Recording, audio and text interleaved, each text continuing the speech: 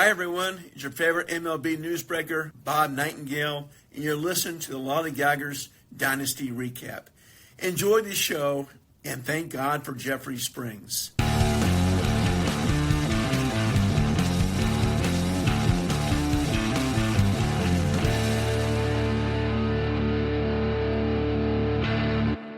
Everybody, welcome back to another episode of the Lollygaggers Dynasty Recap. I am your host, Zang, and this week I am joined by another guest co-host. It is our reigning Lollygaggers World Series champion, the Mike Coplin. Mike, how are you? Thank you for joining. I'm doing how's well. It going? It is a pleasure to be here. Long-time listener, first-time joiner. Yeah.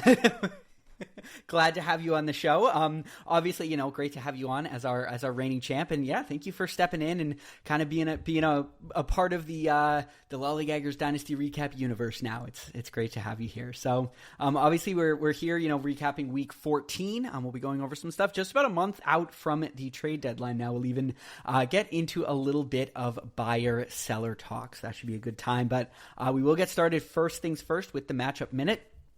First matchup is the Sault Ste. Marie Locks, who took on the Southwest Kansas Rabid Coyotes. Obviously, Sault Ste. Marie, for the most part, a little bit out of the playoff race at this point in their first year in the league. And Southwest Kansas following a couple tougher weeks trying to kind of claw their way back into a position where they're more comfortably seated in a playoff spot. Kansas did take the early lead. Kumar Rocker had 20 points, and Jake Bennett had 33 on Monday as they scored 88 points. They scored 86 on Tuesday, holding that lead, 16 of them coming from Dansby Swanson, while over on the other side for Sault Ste. Marie, Bryson Stott had 19 points that contributed to their 69 total.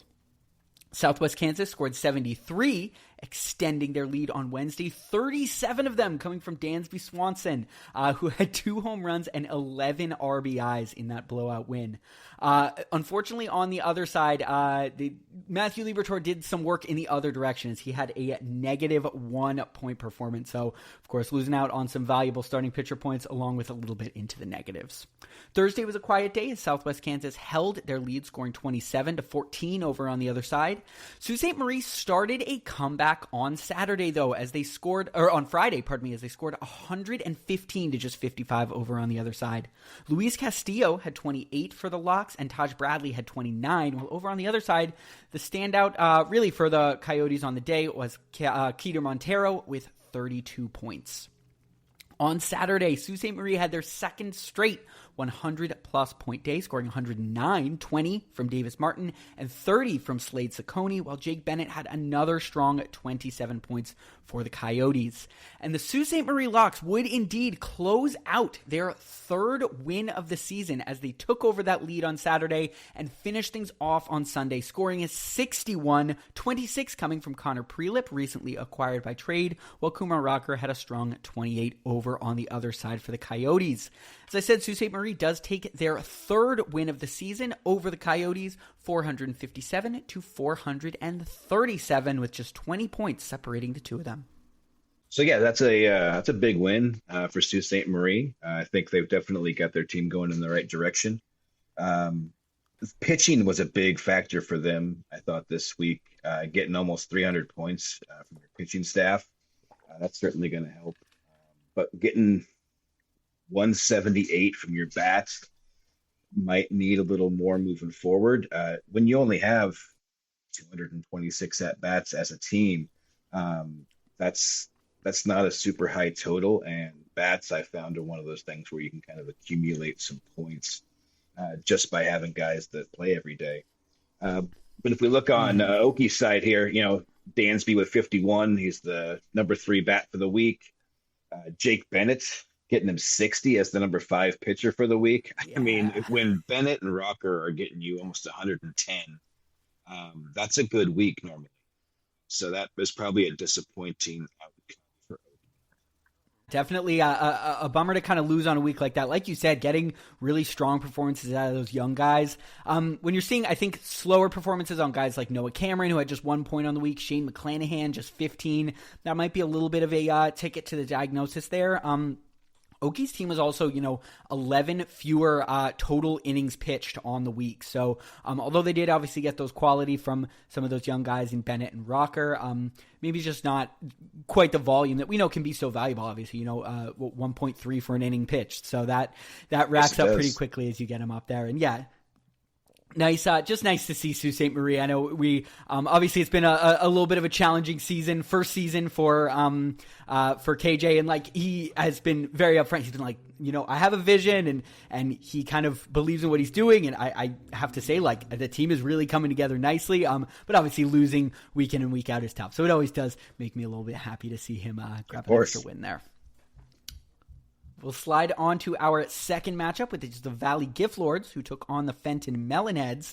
This is definitely an interesting matchup. Again, obviously a couple teams, the Valley on that big rise that they've been on, and Fenton kind of trying to stay comfortably in that playoff picture. The Valley did take an early lead of 65-58 on Monday. Andre Palante had 24 points for them, while over on the Melonhead side, Michael King had 34, but a blown save with a minus 15 from Araldus Chapman did unfortunately bring things down a little bit. On Tuesday, Jung Hoo Lee had 10 for the Gift Lords, while Jordan had 10 for the Melonheads. Sean Burke had 27 for the Gift Lords, but Robbie Ray had 40 for the Melonheads. Despite that, the Valley did hold their lead, but it would be relinquished on Wednesday as Fenton would score 65 points, 23 from DeGrom, to overtake the Valley for their first lead in the matchup. Fenton held that lead through Thursday as they scored 47 points, 35 over on the other side from the Valley Gift Lords. Joey Cantillo had 30 points for the Melonheads, while Chase Mydroth had 12, JT Ginn had 20, and Michael McGreevy had 26 for the Gift Lords. A 104-point day from the Gift Lords would give them that lead back on Friday. Kyle Harrison had 21 and Logan Webb had 38. Strong performances there from a pair of pitchers, but only 7 from Andre Palante in his second start of the week, and minus 13 from Chad Patrick brought the vibe down in the starting pitching room a little bit on that day. Isaac Paredes with just 12 was really the only standout batter for Fenton in their 69-point Friday. The Valley scored another 100 points on Saturday, and you'll have to excuse me. This was actually the day with the Harrison and Webb starts there. Well, Fenton had just 35 on that day from Paredes. It would be a very close matchup entering the final day, and despite a 94-point surge from Fenton, the 30 scored by the Valley was enough to give them a narrow 11-point victory as they defeated the Fenton Melonheads 438-427. It's a big win for the Valley. They are a team that I got to admit that I'm a bit afraid of. I'm feeling the same that way. Offense is stupid. It's stupid good. I love watching it. Everybody scores points, even on a down week, which I think a lot of his guys were to still pull out a win. It's pretty awesome. And on the other side, Fenton, Robbie Ray, number one pitcher for the week, 76 points. He's still set up in good shape. I would still think that he's, in my opinion, probably one of the 6 teams that'll be in the playoffs. I would agree with so you. I don't think that this is any reason for Fenton to get it, overreact or think that something needs to change. Just stay the course there. But for the Valley, this definitely would make me feel pretty good if I was in the spot. Yeah, like you said, nothing to really adjust course or abandon ship. An 11-point loss, I'm sure we could go through the bench blunders. We don't have to do that, obviously, for Big Peach, but we can find it in there, and I'm sure those points are there. So it's, nothing to really worry about. But I very happily was completely wrong about the Gift Lords. During the PSPs, man, I kind of just said I don't think that this pitching staff is enough. This is obviously an incredible offense. It was good then. I think you could argue it's even better now. And I just didn't fully believe in the pitching staff. And credit to Al Martinet, he's completely proven me wrong. I think, and I said this a little bit last week, so I won't go into it too much, but I just want to reiterate, finding some great guys like McGreevy and Palante and JT Ginn and all that. But also, like you said, the offense just doesn't slump. And, having the guys that are just in there every day putting up, on their bad days, they're still putting up 3 or 4 points, and it just adds up. And you realize how a team like this gets on a 4-game winning streak. And by record, obviously we'll get to it later, but by record, they're in the playoffs right now. It's just total points scored that's keeping them out. So the big credits to the Gift Lords. Yeah. I mean, when you have Johan Duran, Josh Hader, Mason Miller, Adrian Morejon, the 4 of those guys put up 105.6 points. That is such a huge advantage over some of the other teams, myself included, to have that kind of firepower in the bullpen. Yeah, no question, best bullpen in the league. And honestly, I mean, when you frame it that way, that's 2, maybe 3 good starters on a week. Like, I don't know.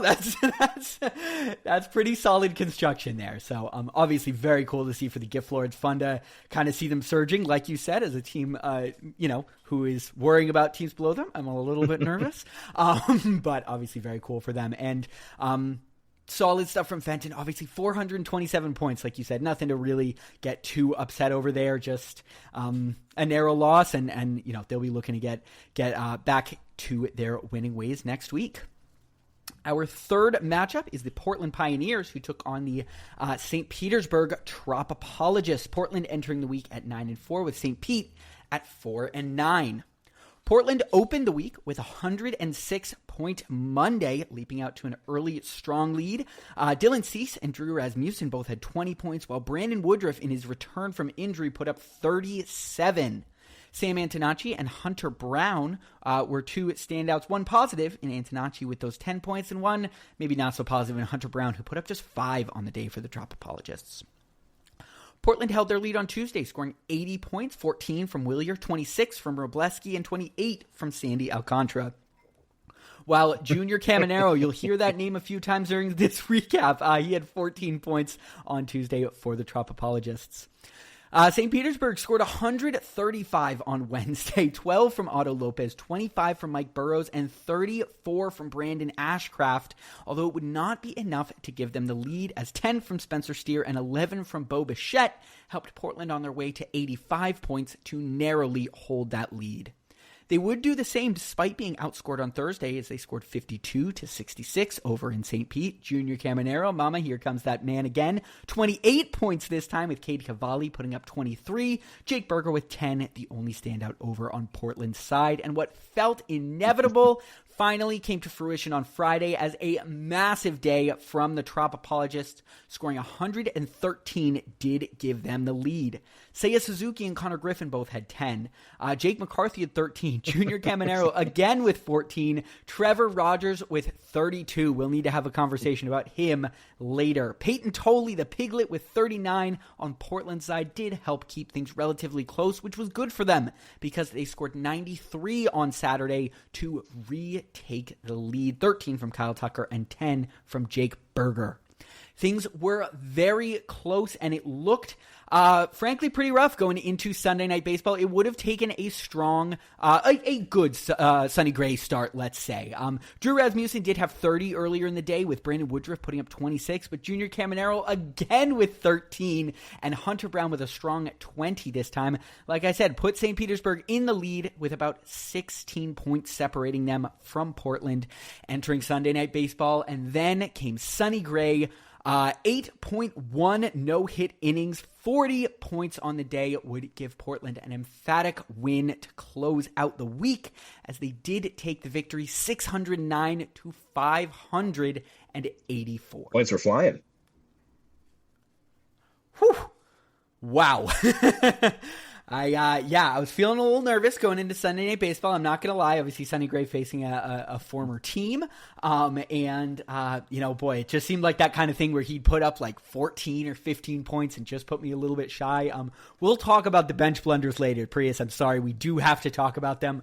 They were kind of crazy in this matchup, in both directions. But yeah, pretty crazy matchup, this one.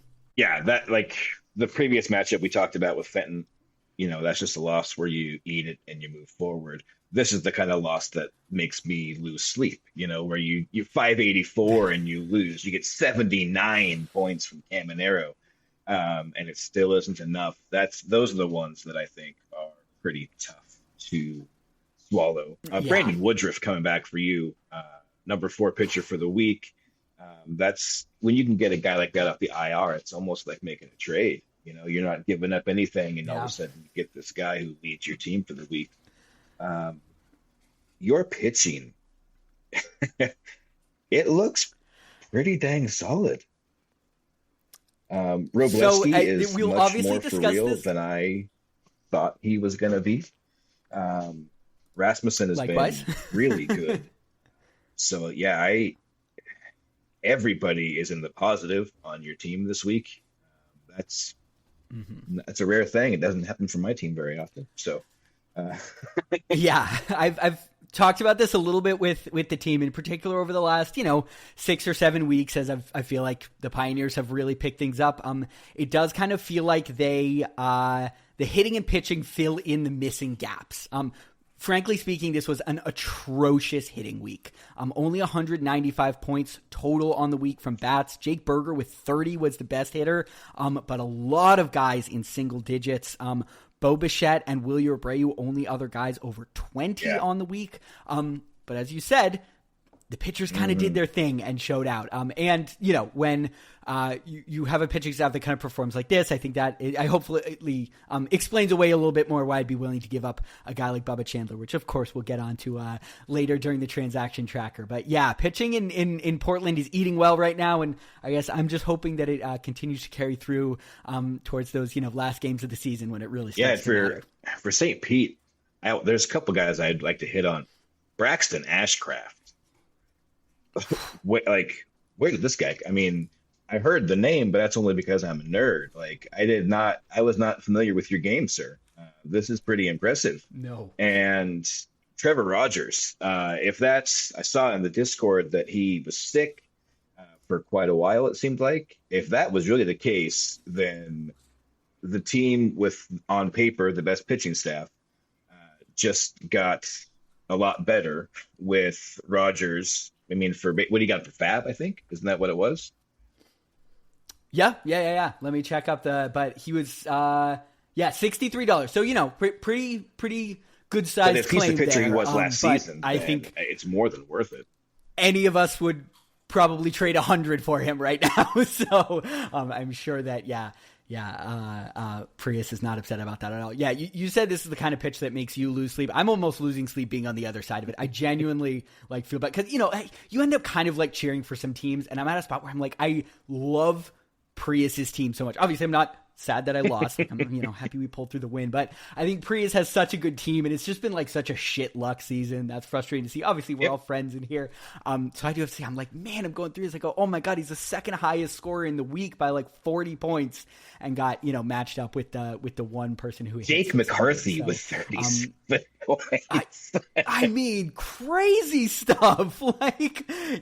Really, really nuts. Otto Lopez is another name people need to start keeping their eye on. I don't mean to blow up any spots. I guess he's on Prius's roster, so no spots are being blown up. But yeah, traded, claimed on waivers last year, and kept, and he has been absolutely unbelievable. 343 points on the season. At second base of all positions. Second base, which, we're typically is not a position that is flush with consistent scoring guys.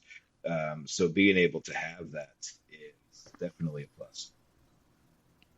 Yeah, unbelievable. Good stuff there. And just overall strong team. Yeah, I mean, Ashcraft and Rogers both over 30. Burrows, Brown, Cavalli all in the 20s, along with Brian King, the relief pitcher there. And just a tough matchup. Speaking of tough matchups, I do have to say this is an interesting little idea that Big Peach brought up to me this week. It's unconfirmed whether this is actually something that can be programmed into Fantrax or not. But he brought up a really interesting idea of doing a 2-win per week system, where so essentially there would be your head-to-head matchup. So let's use this matchup for an example, because I actually think see what this is you're a great doing. reason to do it.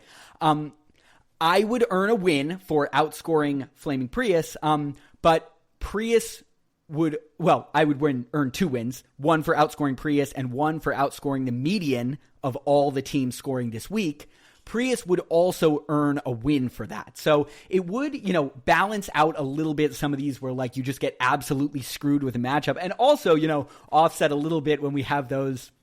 You've got two teams both in the like mid 300s and teams in the 500s, but one of them gets a win out of it. It'd be like, oh, okay, both of those teams only, that team that gets that only earns one win on the week. So I've been doing a little digging. It's definitely, I think, something we could do, manually. And I guess I'm just kind of trying to figure out if it's something we could do through Fantrack. So obviously that would be something we would introduce next season. But this matchup in particular really had me thinking about that suggestion. Like, man, the Tropopologists should be pulling a win out of this week. And like, yes, I did outscore them, but this was obviously an unbelievable week. So something that was just on my mind as we recap this and could be an interesting, discussion. I thought that was a really cool suggestion. So thank you to Peach for bringing that, over to me.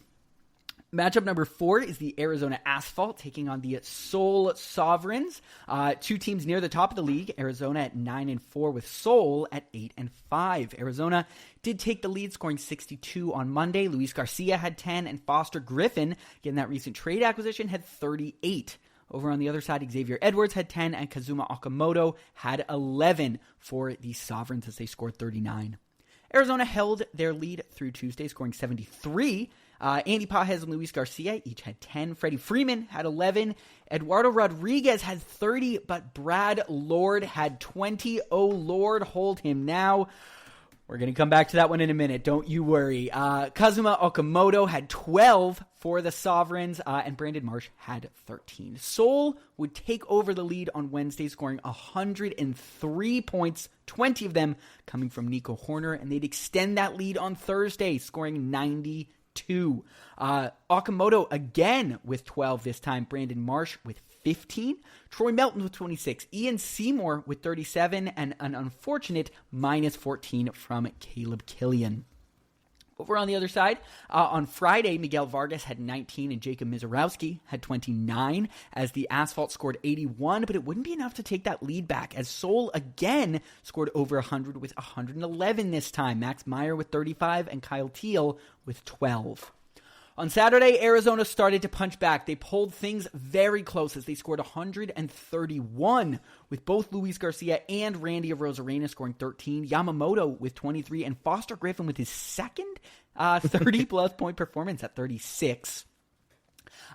Seoul would hold their lead through it that day and through the end of the matchup as they did score 70 points to 66 over on the other side and closed out their win against the Arizona Asphalt, bringing the teams to a matching record in kind of a crucial matchup for the standings. This one was very close, 535 to 527.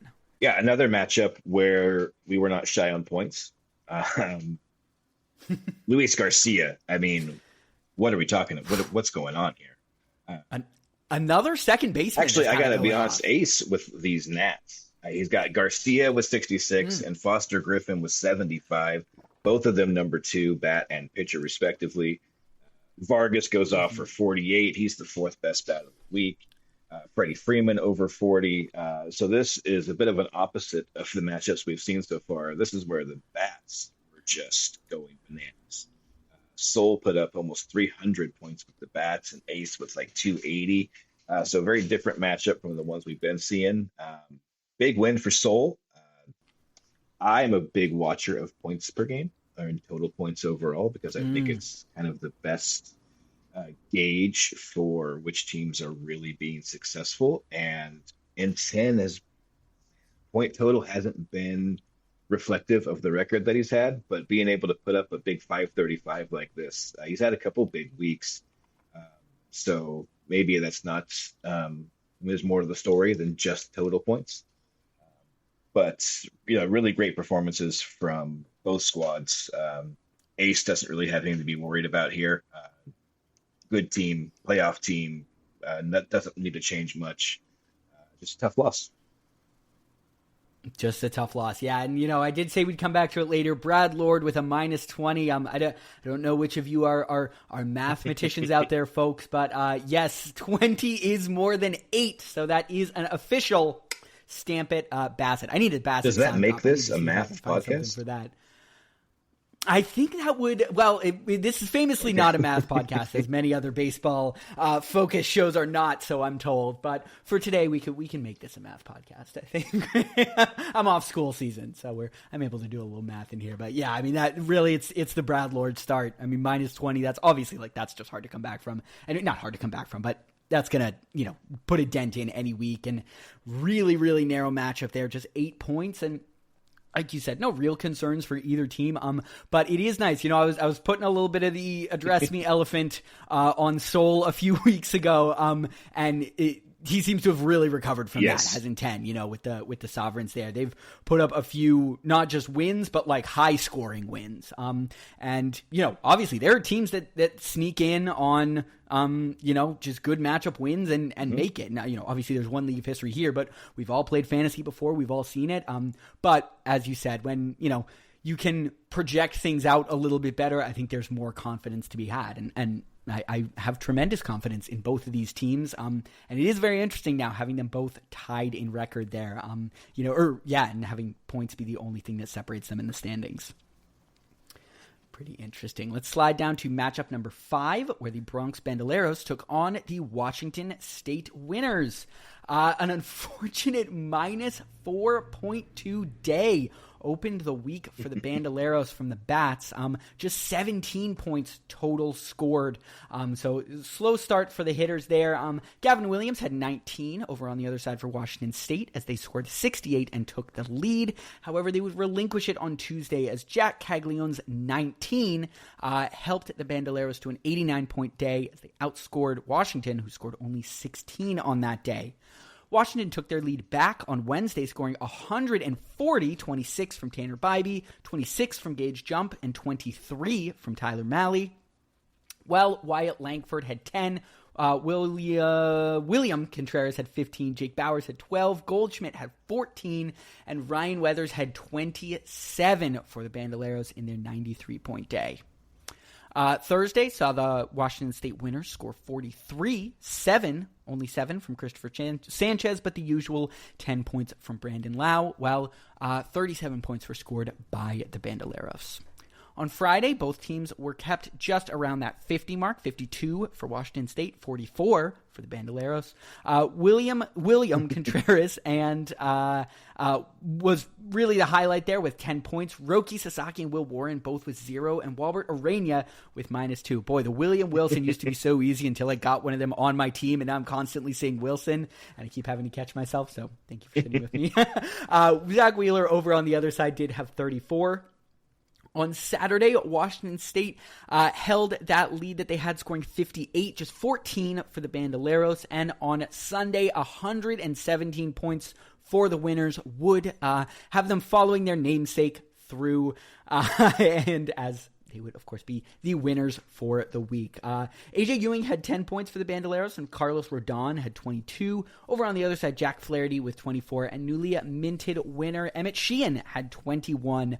As we did see Washington State take the matchup from the Bandoleros, 496 to 376. Yeah, always good to get a win. This is probably what I'm the lowest. It's the biggest blowout. So, 120 points, biggest blowout of the week. JMC, lowest scorer of the week, 376. Just kind of a perfect storm of negativity for his team. And for my team, I feel like this is the floor. This is sort of, this is worst case for my bats, probably. Yeah. Casual 500 is the floor. That's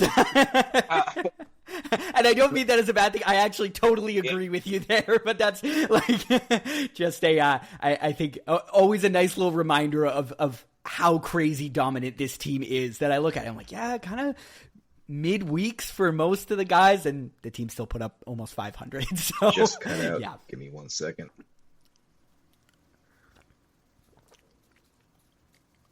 Sorry about that. You got me? And I think we're back. Check. Okay, perfect. Yeah. Oh no, I was just saying, the 500 is your floor and all that, and yeah, that's crazy. So clap you back in. Yeah. I like Emmett Sheehan getting me 21, and we'll talk about bench blunders. I think the blunder was the person I started, not the person that I had to sit. But sometimes when you make trades, you miscount your starts. It's all about that. Yeah, it'll happen, But yeah, overall, I mean, look, you did the thing. It's there's only so much glazing I can do of your team, and I think I really do. I appreciate having you on the pod, and I love kind of hearing the way you think about things in this league in terms of like how important volume is, and sort of like a strong sort of floor for a team. And we talk about this every week, but like you see that in your at-bats, 266 at-bats, 81 innings pitched. Like your guys just post, and yes, maybe it's not always the highest results, but it's in some ways a little bit of a numbers game. When they're getting up there, they're gonna get their hits, and they're gonna pitch their innings, they're gonna get their Ks, and clearly that system seems to have worked out very well. So it is pretty cool. It's something that I've loved about this year is really getting a better sense of people's identity as a manager. We were all scrambling around a little bit and finding our way last year, and just being able to kind of like, figure out, this is kind of how this person runs a team. Right. This is the type of player this person really likes, and all that. I think has been. I got a question for you off the top of your head. Do you know how many points double plays are worth? Double play. So this is actually an interesting thing. One of the things I know I want us to talk about in the offseason is the double play valuation, because a double play is worth 1 point, which, we've been wondering for a little while. Like, it's hard, or I guess good infielders are a lot easier to come by. And several weeks ago, I was like, hey, why are so many infielders having these just like fine 1-2 point days? And it's because they're turning a lot of double plays. So that'll definitely be something I think we address this offseason, just because obviously we can't have, or in my opinion, we shouldn't have infielders worth so much more than outfielders just off of that. So it'll probably, I would guess, come with a little bit of a boosting in terms of like, how much a hit is worth to kind of even things out. Because obviously, you don't want that huge drop off from infielders as well. But yeah, it's interesting you bring that up. That's something I've been keeping an eye on. I've been for utility, it's definitely something that I normally play in a middle infielder. Like most weeks I've gone back and checked, and I am significantly higher at assists and double plays than the other teams. And it's not a lot, but it chips away. Hey, it adds up. Yeah, I mean, if you here, let me quickly look through this week. Like, how many double plays? I'm sure it's on here somewhere. 24 double plays on the week. Like, I mean, that's 24 points. That is not nothing. And so, interesting. Thank you for sharing that insight. And obviously, that is, as we know, it'll be a moving scale with everything in this league, and that is something I picked up, and we'll probably tackle it. I think it'll be. I would be interested to, raise the floor of hits a little bit, even those things out, and still buff batters just a little bit more, but then kind of take that away and see how that, kind of changes the valuation on outfielders too. That could be kind of cool.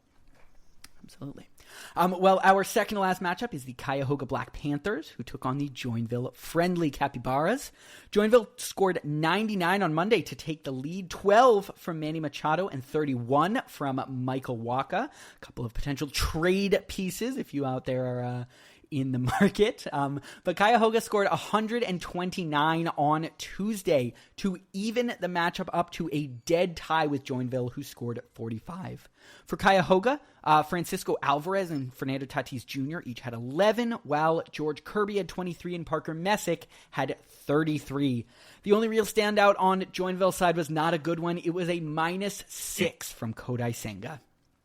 On Wednesday, however, Joinville popped right back into the positives as they retook the lead on 27 from Ranger Suarez for 109 points total. Francisco Alvarez had another 15 for the Black Panthers, along with Pete Alonso having 11. On Thursday, Cuyahoga took the lead off of a 38-point start from Tatsuya Imai, easily able to forget that disappointing 0 from Kevin Gausman. They would hold that lead through Friday, Cody Clemens scoring 11, but Joinville would take it back on Saturday as they scored 125 points for their second 100-plus of the matchup. Trevor Larnack with 11, Jonathan Aranda with 12, and then a trio of pitchers, Logan Gilbert, Reed Detmers, and Michael Waka with 18, 19, and 33 points each. Manny Machado had 11, and Tyler Phillips had 20 to count for that 66 total points for Joinville on Sunday, as they would close out the matchup against Cuyahoga, pulling them a little bit closer in the standings and taking it their first win in a couple of weeks now. Joinville did take the win over Cuyahoga 487 to 447. A big win for Joinville. Nice to break the losing streak and get in the win column. Michael Waka doing everything he can to return as much trade value as he can. Absolutely. Manny Machado has actually started to play baseball again. This has been good. Trevor Larnach is good stuff. Sneaky good. He's having a really good year. Fascinating one. Much better than I would have thought he would have. And Tyler Phillips, also sneaky good. So Joinville getting some good performances from people that you wouldn't expect it from. Absolutely. And I think that is a really valuable skill sort of at this time of the year where this franchise is at, where, Hideki has openly said, like, I'm selling. And look, is Trevor Larnach a piece for the future? Maybe.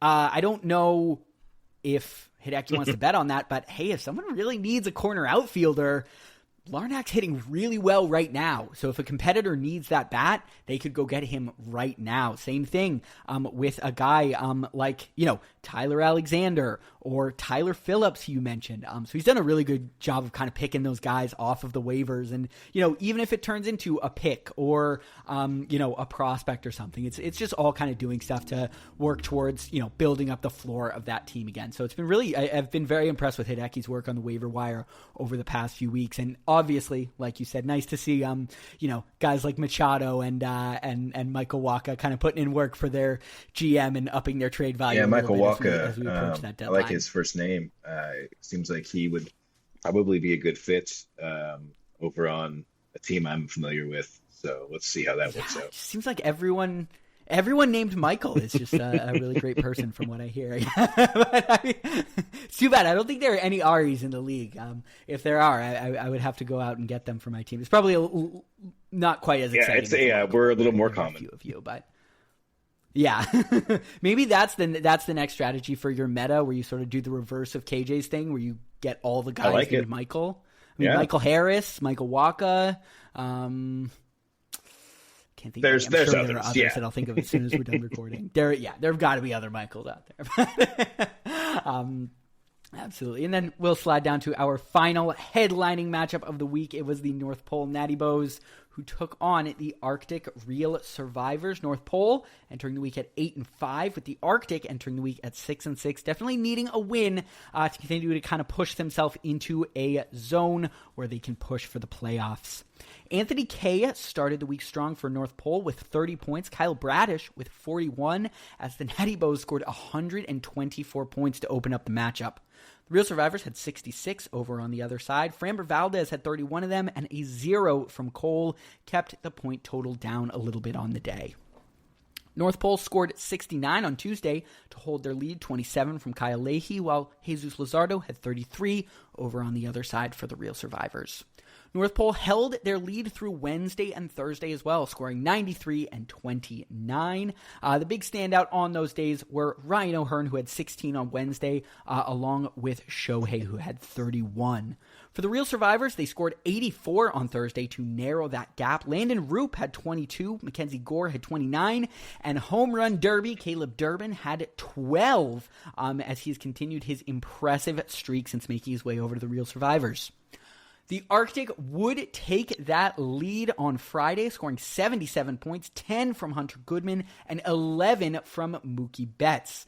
A disappointing -2 from Tomoyuki Sugano over on the other side made that taking a little bit easier, and they would extend the lead, scoring 83 points on Saturday, 26 of them coming from Hunter Goodman. Mookie Betts had another 11, and it's easy to forget when you have 26 from your catcher about a 6-point day from Garrett Cole. Christian Walker had 11 over on the other side for the Natty Bows, and Kerry Carpenter had 14. It was a relatively close matchup coming in, but it did not end that way as the North Pole would leapfrog the real survivor, scoring 125 points, 22 from Kyle Leahy, 24 from Chris Sale, 22 from Ryan O'Hearn, and 12 from Christian Walker, as they would emphatically take the matchup by 68 points, 552 to 484. Yeah, North Pole really putting the hammer down there at the end. Ryan O'Hearn putting up a huge week, fifth best batter of the week with 45 points. He's got Shohei, so we know what that is. Kyle Leahy and Kyle Bradish both putting up 49 and 45 respectively. Just a really big team victory. Everybody contributing for North Pole. And I'll say that, so men's team, he doesn't score like an expansion team. Yeah, I mean, that's his total points scored. Like, it's got a really good squad. It's crazy how many, but yeah, I mean, I think one of the things is like he has definitely gotten saddled with some tough matchups.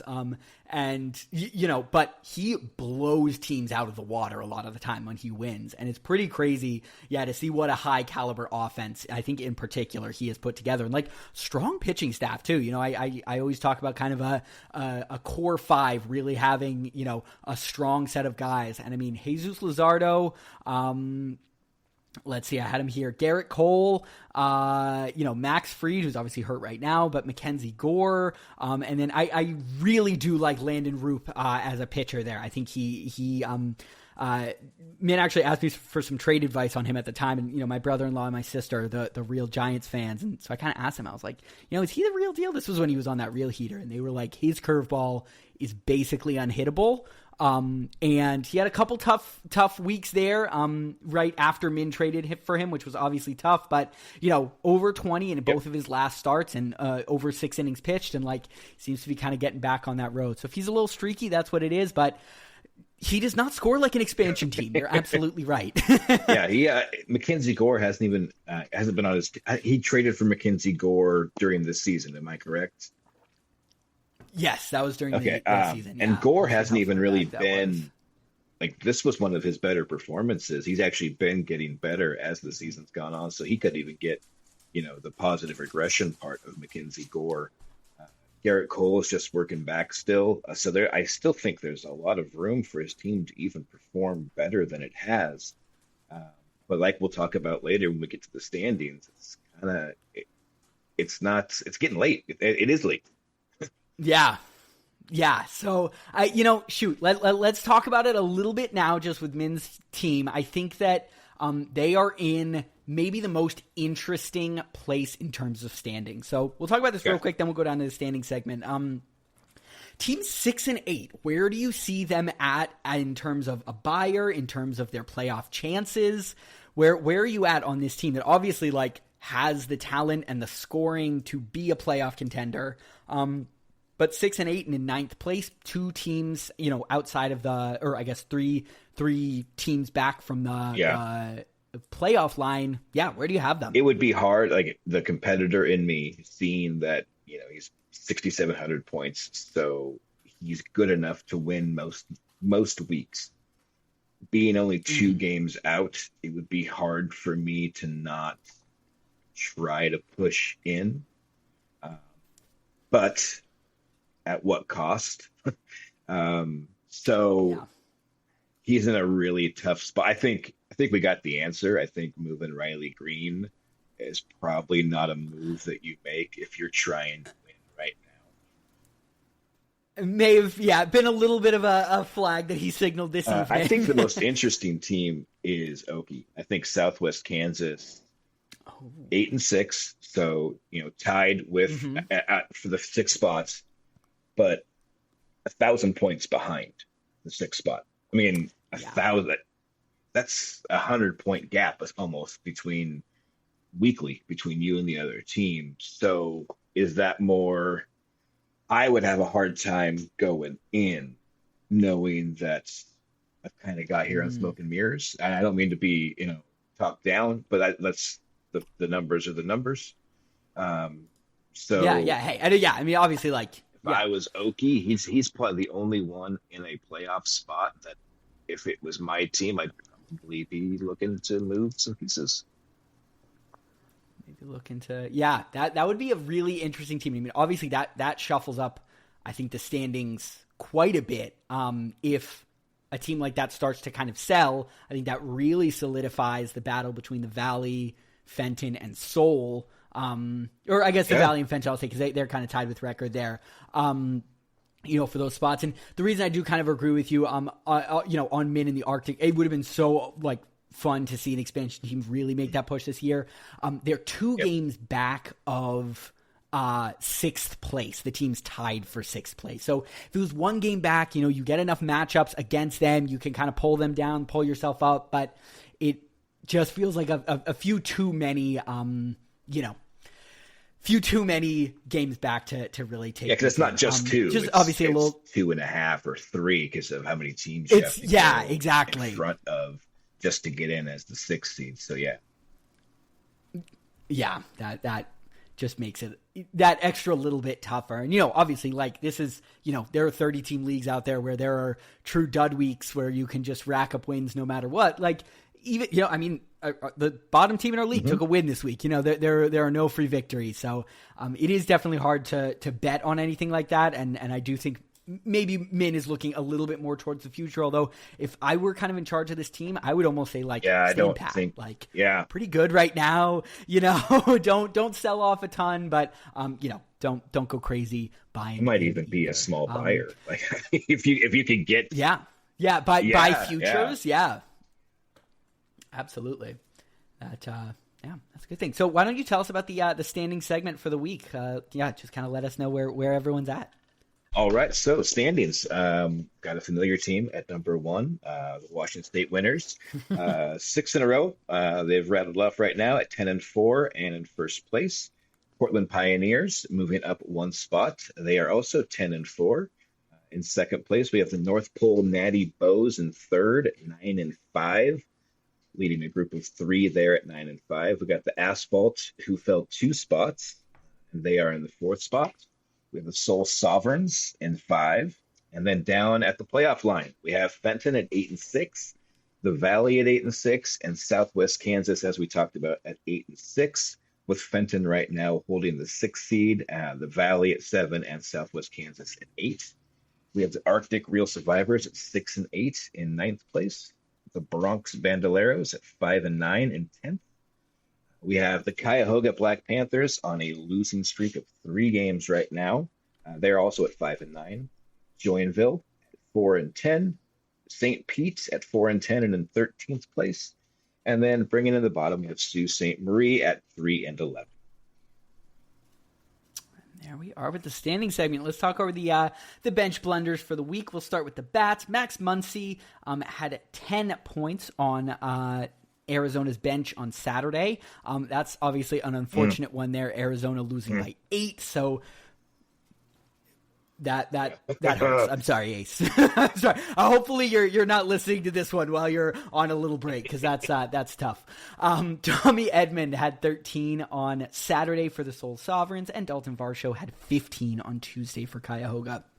In an unusual twist, I did actually list a 4th bench blunder for the Arms side, because I cannot let myself off with leaving 34 points on the bench, even though it was the 4th highest pitcher left on the bench. Sonny Gray with 34 points was left on my bench on Tuesday.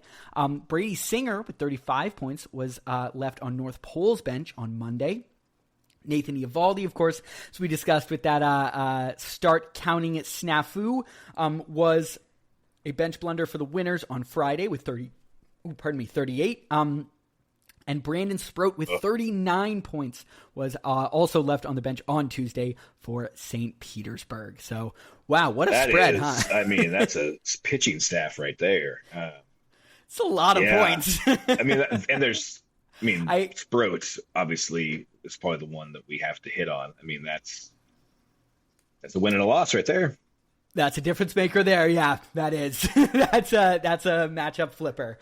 And I have to say, one reason I did feel very grateful to win this matchup, I also had Griffin Jax with 23. So if I had lost this narrowly, having 2 pitchers that I could have started, and, having messed that up really, really, really would have sucked. So I'm glad I don't have to, sit with that this evening. The claims corner, we'll talk about a few fab claims. Dominic Canzone went for $8 to Sault Ste. Marie. Walker Buehler for $5 to the Valley Gift Lords. Colin Rea also went to the Gift Lords for $5. And Willie Castro for $15 went to Joinville. On Thursday, also for $15 to Joinville, went Trevor Larnick. And Eric Lauer also to Joinville for $25. So big pickup this week for Joinville in terms of some players. I think I might know your answer based on what you said earlier, but do you have a favorite claim from this week? Yeah, it's Larnick. It's Larnick. He's been good for long enough now that you have to start believing that maybe he's just one of those guys that is just going to have a good year, It happens every year where somebody that you don't expect just happens to get hot for a year, and maybe it's his year. And it always does kind of feel like it's around this like June-ish, early July, where you look at the numbers, you're like, wait a minute, is this guy hitting like 200 points like Trevor Larnick, out of nowhere, and so good on Hideki there to grab him. Just to go a little different, I will say I love Willie Castro. I've had him so many years just because he plays literally like every position. Yeah. So having him on the bench is helpful. Actually, it's all that Joinville had 3 pick because it was Willie Castro went to Joinville, right? And Larnick and Lauer both went to Joinville as well. I mean, he picked up 3 guys that Lauer has been really good. Like he's been a solid enough pitcher to be on a roster. Absolutely. And he's starting for the, oh my gosh, look at these numbers. Yeah. 27, 15, 19, 9, 27. And he's on the Dodgers, so wins are going to be something that he is typically going to be in line for, at least more often than other pitchers. So if he can get anything back for Castro or Larnick or Lauer before the trade deadline, then these are all more than worth it. Absolutely, yeah. So good week on the waivers for Hideki. I didn't even really fully realize it until we're talking through. I'm like, damn, he really popped off there. So nice job, Hideki. Speaking of transactions, we'll slide down to our trades. There are 4 trades that we're going to highlight. Of course, most of them involve my co-host Mike because it's Mike and Mike be trading. But I'm excited to just kind of hear sort of your thoughts on these sort of 4 ones I've highlighted, and then obviously some other ones that we'll quickly breeze through and touch on. So the first one, obviously, I want to highlight is Cuyahoga, who traded Nathan Eovaldi over to the Washington State Winners in exchange for Chase Petty, who is Cincinnati's number 7 prospect, James Tibbs, who is the Dodgers' number 10 prospect, and a 2028 first-round pick. So first of all, tell me your thoughts sort of as the person making this deal. Yep. Okay, I'm back though. Okay, perfect. Yeah. So I just say, thoughts on the person making this deal? Well, I would say this. Nathan Eovaldi is a good pitcher and a first round pick in 2028. I'm hoping that's still a, 14, 13, 12, somewhere in there. Chase Petty, I like his arm, but for me, like I'm trying to win now. So Petty and Tibbs, even if I liked them, they're better off somewhere else. And Eovaldi can, come be one of my 5 best pitchers. Yeah, absolutely. I mean, this is kind of, we talk about these sort of win-win for situation trades, these situational trades. This is a perfect situational trade. Serial gets a pick, which, again, he's probably going to have his own pick. So this is just an extra one kind of there. And then a couple of prospects. I wish for Serial's sake that you kind of want to get a top 100 guy. I know those top 100 lists aren't like perfect, but obviously James Tibbs has a lot of helium. I will admit to being a James Tibbs denier. And it is very fair to assume that is some haterism on my part. I don't totally think it is, but it might be a little bit. he would, I think, obviously be the biggest piece here, and he's hitting the Yes, he shit out of is. the ball right now, so there's no denying that. And, you know, I always, and I say this with picks too, I think it's important to remember with prospects that, like, they are players, and they are potential future players for your team, and they're also assets, man. And, like, I don't know where Serial stands on a guy like James Tibbs, but somebody who is all over Twitter right now and shooting up prospect lists, like, that's a pretty valuable trade chip. And if he wants to use that to maybe go get something he likes better, or again, like, it's totally fair to like James Tibbs. I am in the minority here. But that's just always something I'm kind of keeping in mind there. And I just say that all to say, like, why, when I say, oh, you know, he's not a top 100 guy, like, that's kind of why I do reference those things. You're like, you know, whether or not it's a perfect valuation or not, like, that does hold a little bit of weight. Sure. So that would really be my only criticism. But I also love the volume for him, like a first round pick and 2, you know, top 10 prospects in their systems. Like, that is a good haul. And sometimes I think, especially in dynasty like this, it's a little bit better to just grab a few pieces and say, okay, this might work, this might not work, but with this one, I can grab somebody I really like. And you know, getting rid of Evaldi, like, I'm not looking at my roster right now, but I think he's 36. Yes. So what's he got this year? He might have one more where he's still a pretty high quality pitcher, and after that, then it's you know, a guessing game.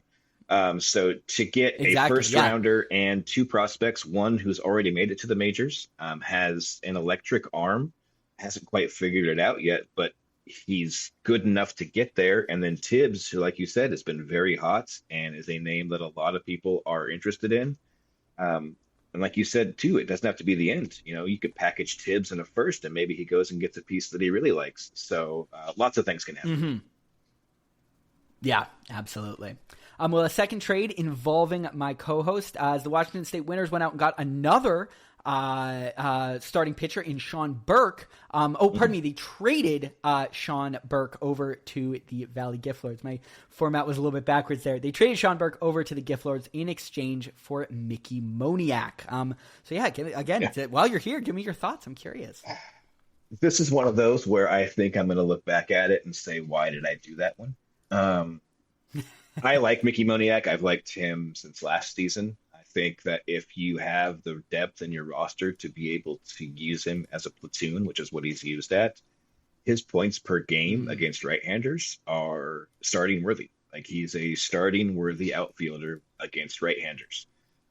Sean Burke was just a victim of too many pitchers. I still have too many pitchers. And so sometimes he was just the guy that could make it work. And with the way my bats were, I wanted the flexibility of having an outfielder that I could run through there, and especially one that puts up pretty good per game numbers.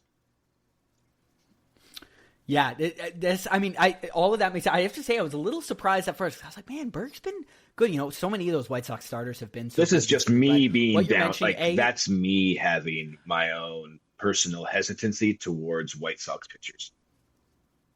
Yes, which is like, honestly, if we look at the past half decade, very fair. Like, I don't think anyone's arguing with you there. And they all have kind of come out of nowhere. And like, we've even seen a little bit of a dip with Davis Martin, who's sort of leading that group. And we're all like, oh my gosh, this is incredible. Davis Martin's come out of nowhere. And then all of a sudden, Davis Martin's not looking like the 300-point pitcher anymore. And, you know, so it could be kind of selling off there. And then, you know, Mickey Moniak, obviously, like, former #1 overall pick. We're always going to remember that.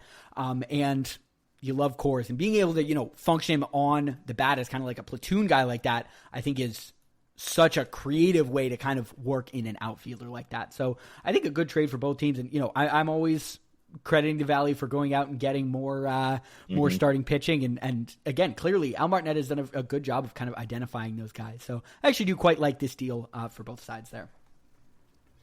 Number 3, real quick one. Washington State did trade Kerry Carpenter over to North Pole for $16 fab.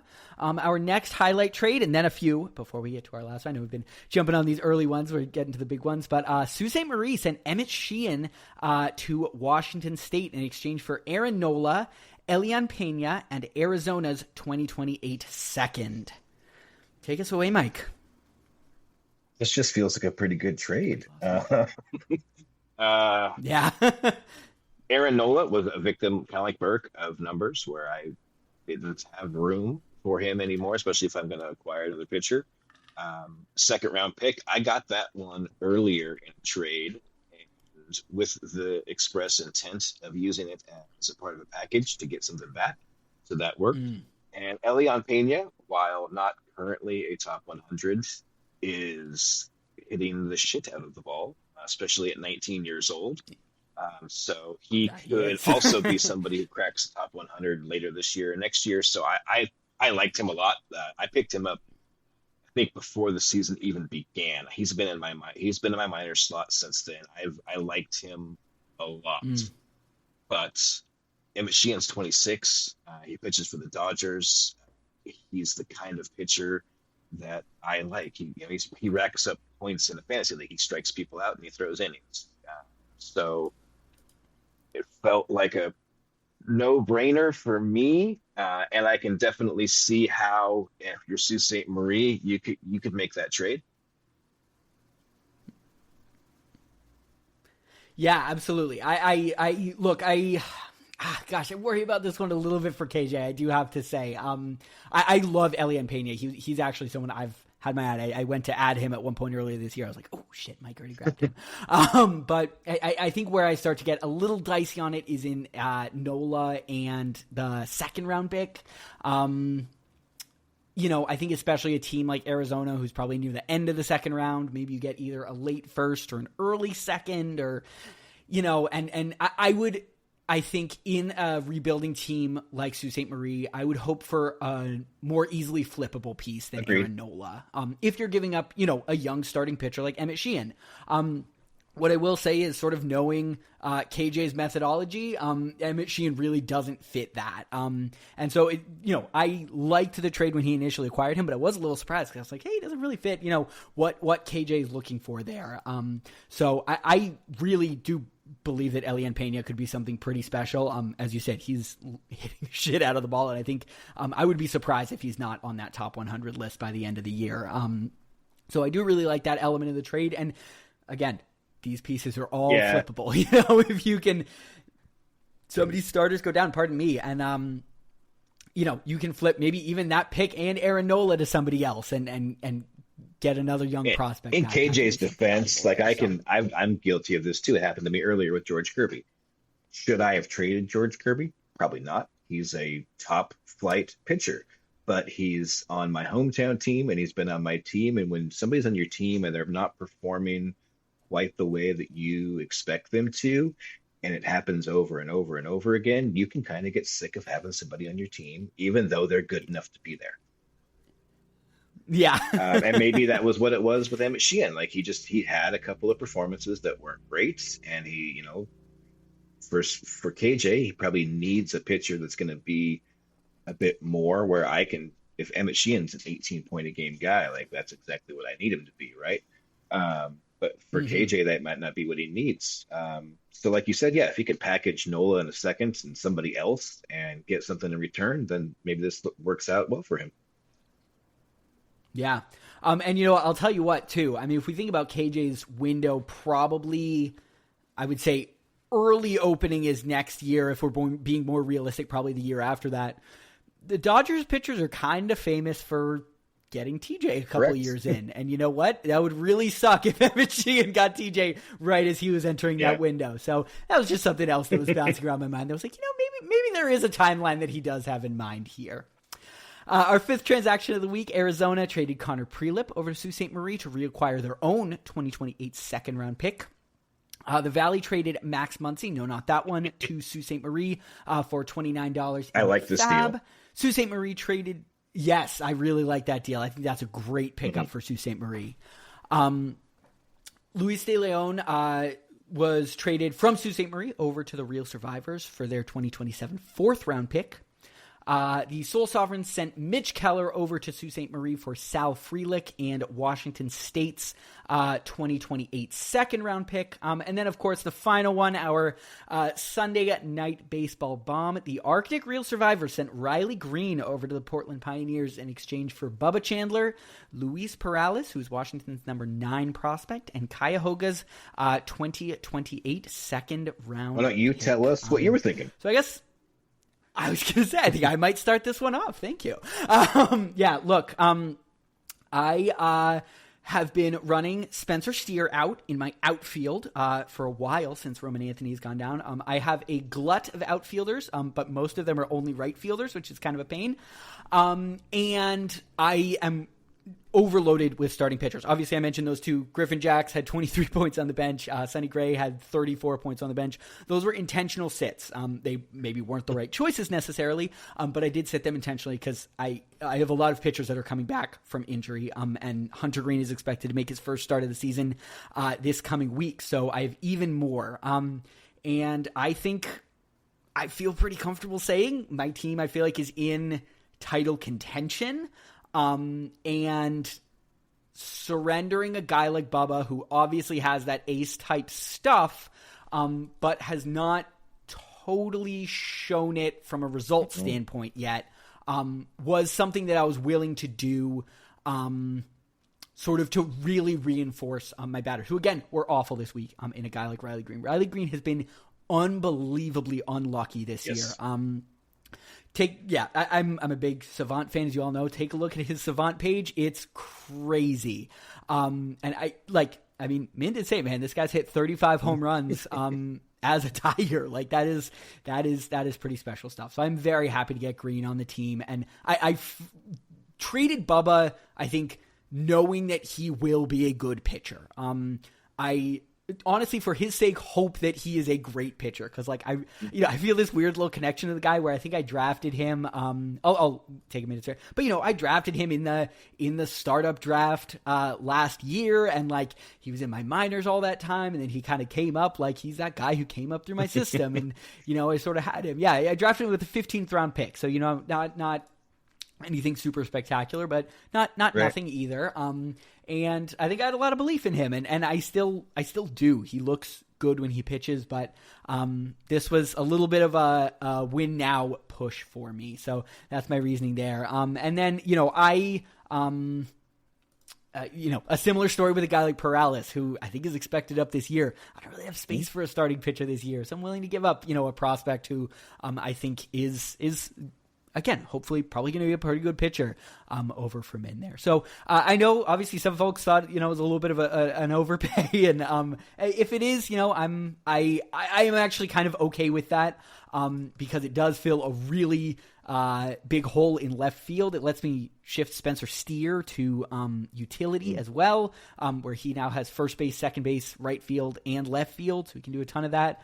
And obviously, as you mentioned in the chat, moves don't happen in a vacuum. So this does open things up a little bit more for me to, potentially make some other moves, which obviously can, change some situations. I was kind of, I was kind of surprised at the immediate backlash over it. Riley Green has had productive, top 12 outfielder productive seasons. Or at least one season, and he's been productive in others. And Bubba Chandler has a lot of talent, but he hasn't really done it yet. Bubba Chandler is obviously better than Aaron Nola in a dynasty, so they're not exactly even. Sure. The return for Riley Green isn't significantly different than the return for Emmett Sheehan. Elian Pena is probably a better prospect than Luis Perales. But I would probably think Riley Green is a tier or two ahead of Emmett Sheehan in dynasty tiers. So I just don't see, you're trying to win now. And Riley Green, I feel very confident saying the positive regression with the power numbers is coming. It's not if, it is when, and it's coming. That's kind of, where I'm at too. And, part of it too is it did take a package. But, if that power surge had come back and I was like, oh my God, I really need a left fielder, Roman Anthony's, finger is still falling off. Maybe it's Bubba plus a first plus, one of my really good prospects. So buying low a little bit too there. I do have to say, I understand the trepidation from intent.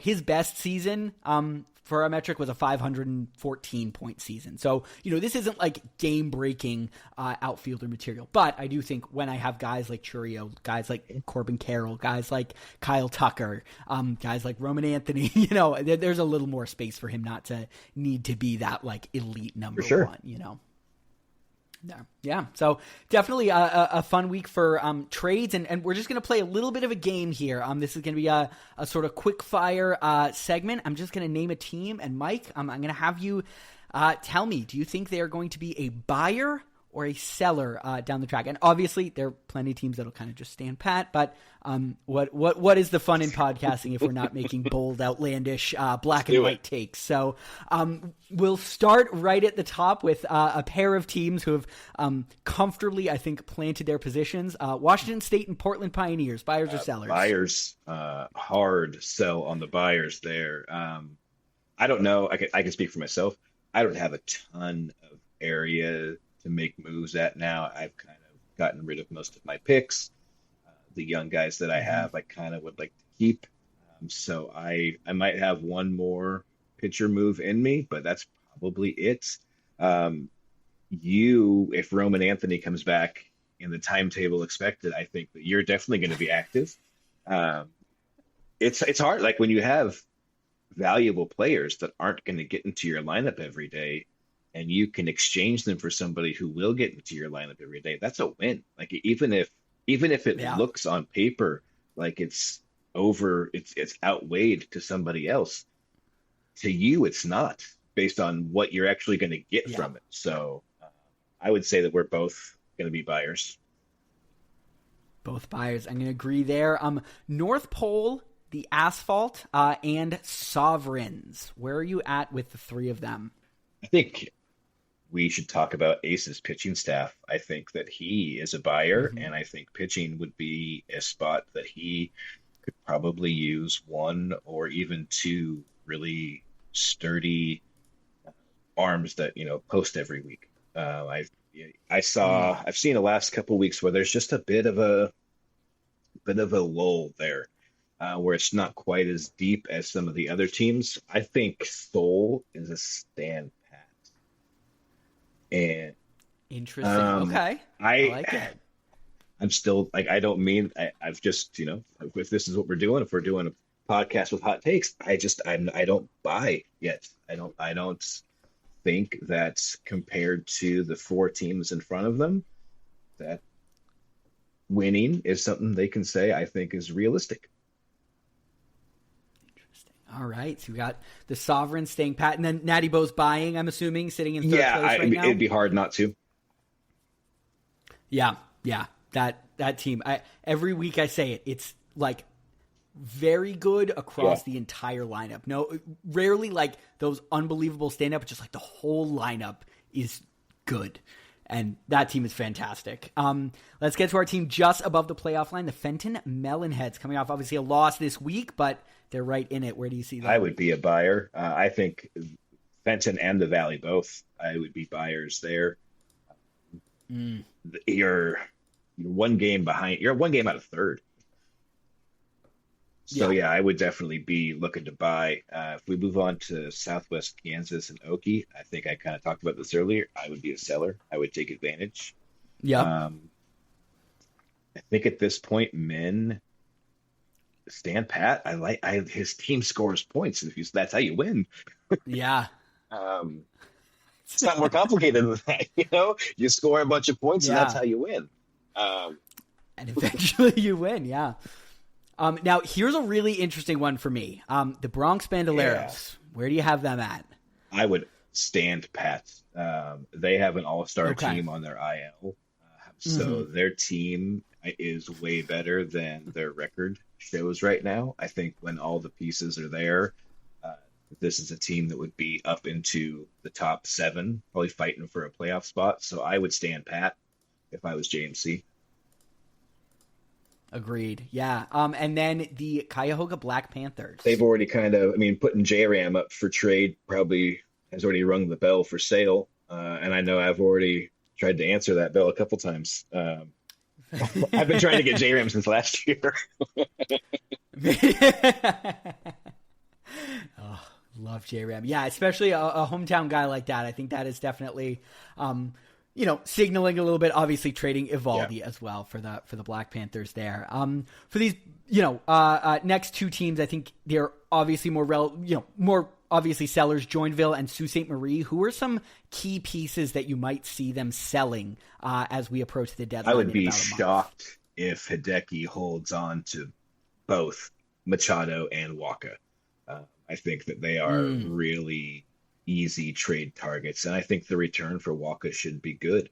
I mean, I agree. He had a couple of outings that weren't stellar, but then he bounced back this week with 2 really good starts. He's been very consistent, and that's what all playoff teams are searching for, is consistent starting pitching.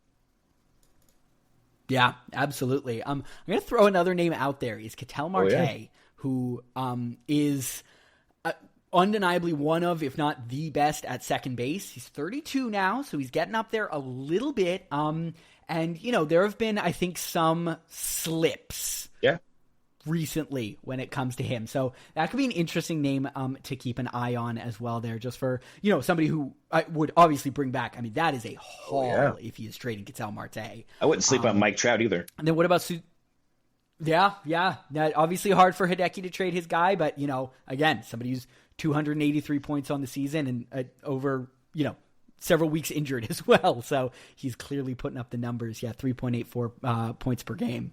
That would be, especially at center field. And he's center and right. So that dual. Yeah. Oh, that's true. Yeah. He does have right, because he was out there last year, wasn't he? Yeah. And then what about Sault Ste. Marie? Who are kind of their top targets you think they might be shopping? Well, if Dylan Dingler would be one I would be trying to capitalize on. I think this is the outlier season for Dylan Dingler. This is not anything he's done before. The offense is significantly higher. What do you know about outlier seasons for considering that I've had no catcher all season.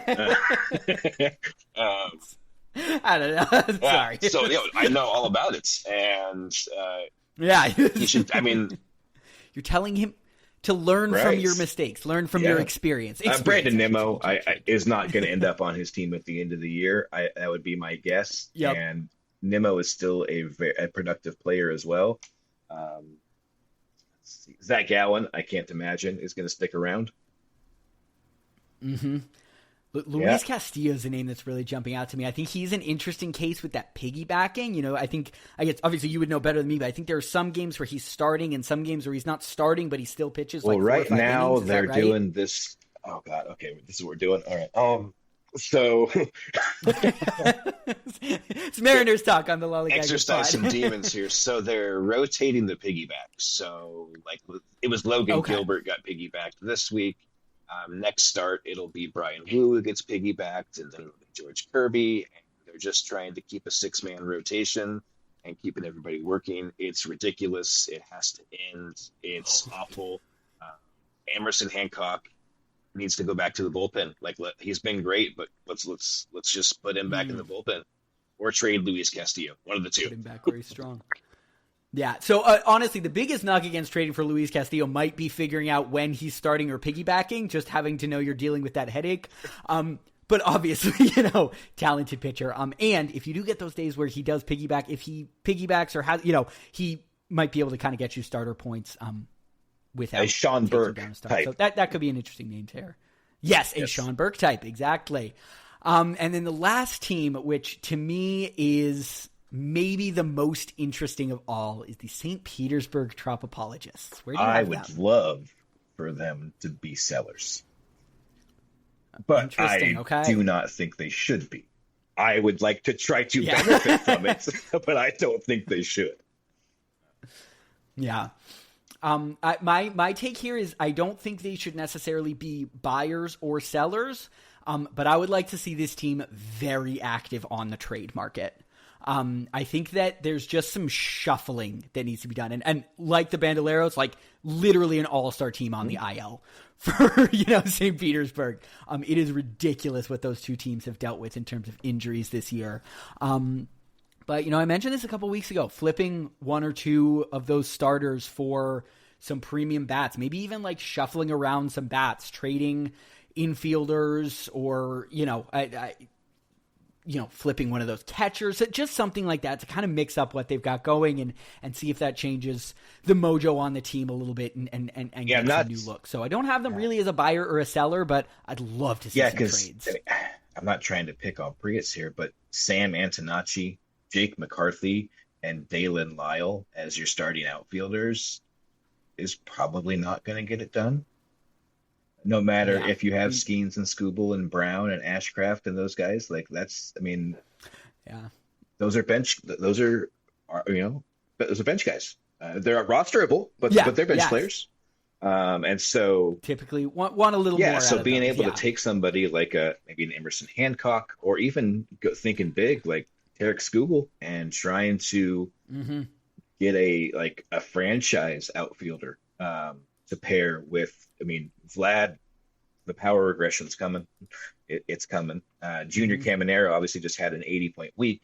Connor Griffin is going to be a really good player for a really long time.